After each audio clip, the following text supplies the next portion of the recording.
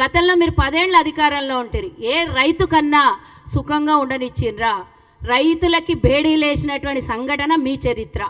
నేరళ్ల ఘటన గుర్తు చేసుకుందాం ఒకసారి ఈ సందర్భంగాన్ని నేను తెలియజేస్తున్నా.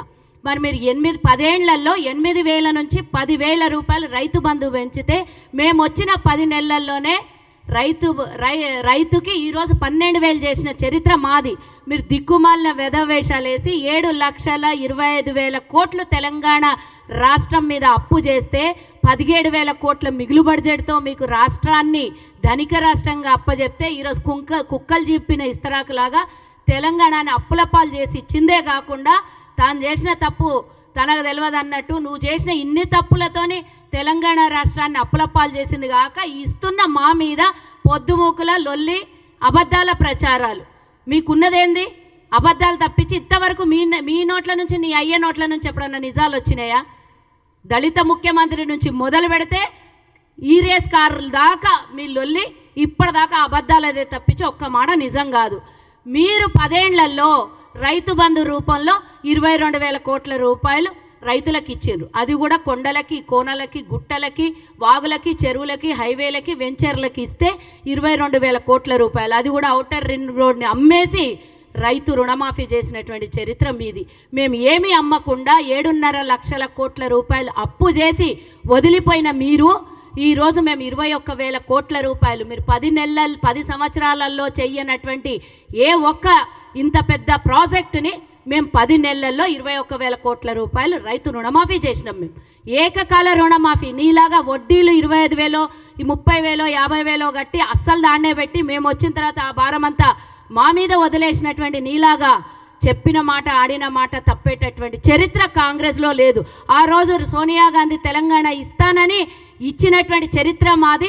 సోనియా గాంధీ గారి నోట నుండి రైతు రుణమాఫీ కానీ 6 గ్యారెంటీలు కానీ సోనియా గాంధీ గారి మాట ఇందాక మా ఎమ్మెల్యే గారు అన్నట్టు ఇది శిలాశాసనం. 6 గ్యారెంటీలు అనేది ఒకరోజు ఆలస్యం అవుతున్నా కూడా మేము ఈరోజు ఉన్నటువంటి పరిస్థితుల్లో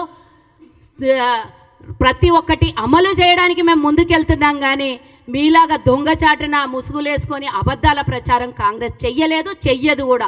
ఏ పథకాన్ని ఇచ్చినా, ఏ ప్రాజెక్టును చేసినా, ఏ అభివృద్ధి చేసినా కాంగ్రెసే చేస్తుంది. కానీ నీలాగా నీ అయ్యలాగా నీళ్లు నిధులు నియామకాల పేరు మీద నీ కుటుంబం లబ్ధి పొంది నీ కుటుంబం లక్షల కోట్ల ఆదాయం చేసుకొని తెలంగాణ ప్రజల నెత్తి మీద 2 లక్షల రూపాయల రుణం మోపినటువంటి దరిద్రం చరిత్ర కాంగ్రెస్ది కాదు.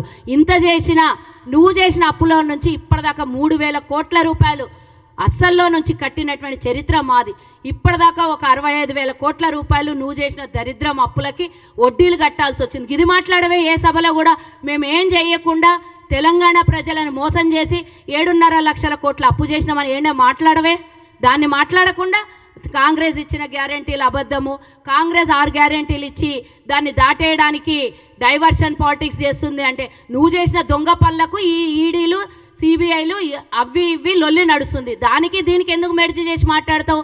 నువ్వు డైవర్షన్ చేసుకుంటా, నువ్వు ఈరోజు రేపో మాపో అరెస్ట్ అవుతావనే భయంతో ఆడాడబోయి సభలు పెట్టి దాన్ని పబ్లిక్ డైవర్షన్ కార్యక్రమం నువ్వు తీసుకొని చోరాకే కోత్వాల్కో అంట కాంగ్రెస్ పార్టీని తిట్టడం నేర్చుకున్నావు. నువ్వు నీ పార్టీలో ఉన్నటువంటి కొంతమంది, నీ చెల్లెలేమో బీసీ లొల్లి తీస్తుంది, నువ్వేమో 6 గ్యారెంటీల లొల్లి తీస్తావు. అసలు నువ్వు చేసినటువంటి అప్పు నువ్వు నీ అయ్యా దోసుకున్నది అందరిది కాలర్ బట్టి వసూలు చేస్తే తెలంగాణ ప్రజలు అసలు దిక్కు దోచకుండా తెలంగాణ నుంచి కాదు, భారతదేశంలో కాదు, ప్రపంచంలో బతకడానికి కూడా ఆరాటం లేనటువంటి నువ్వు కూడా వేదికల మీద మాట్లాడితే సిగ్గుపోతుంది. ఇంకా ఎక్కువగా మా జిల్లాకు వచ్చినావు. మా జిల్లాలో చాలామంది లీడర్లు ఉన్నారు. మా జిల్లాలో కాంగ్రెస్లో జరిగినటువంటి అభివృద్ధి గురించి నువ్వు మాట్లాడడానికి నీకేమన్నా అర్హత ఉన్నదా? ఇందాక రామ్మోహన్ అన్న చెప్పిండు, మాకు ప్రాణహిత చెవెళ్ళ రాకుండా చేసినటువంటి దరిద్రం చరిత్ర నీది. మా జిల్లాకు వచ్చి మా మీదనే సవాలు ఇస్తురుతున్నావురా. రామ్మోహన్ అన్న డీసీసీ అధ్యక్షులుగా ఉన్నారు. నీకే లెక్క కావాలనో, ఎవరికి రుణమాఫీ అయిందో, రేపు పొద్దున మేము 12,000 రూపాయలు ఎంతమంది రైతులకి 26వ తారీఖు తర్వాత మేము ఎంతమందికి ఇవ్వబోతున్నామో అన్ని లెక్కలతో సహా చూపిస్తాం. ఈ చర్చకు నువ్వు సిద్ధమా అని ఈ సందర్భంగా నీకు సవాల్ ఇసురుతూ రా. మా జిల్లాలో వచ్చి మీటింగ్ పెట్టడం కాదు, మా జిల్లాలో వచ్చి సభ మమ్మల్ని పిలిచి నువ్వు ఎక్కడికి వస్తావు రా, మేము నువ్వు సమయం కానీ డేట్ కానీ స్థలం కానీ నువ్వన్నా చెప్పు, మాకన్నా చెప్పమంటే మేము మా జిల్లాలో జరిగినటువంటి అభివృద్ధి గత 13 నెలల్లో మేము అన్నీ చూపిస్తాం. నువ్వు 10 సంవత్సరాలు చేసినటువంటి అప్పులు కూడా ఆ సందర్భంగా చూపించాలని నేను డిమాండ్ చేస్తున్నా. Subscribe us and press the bell icon for more interesting updates.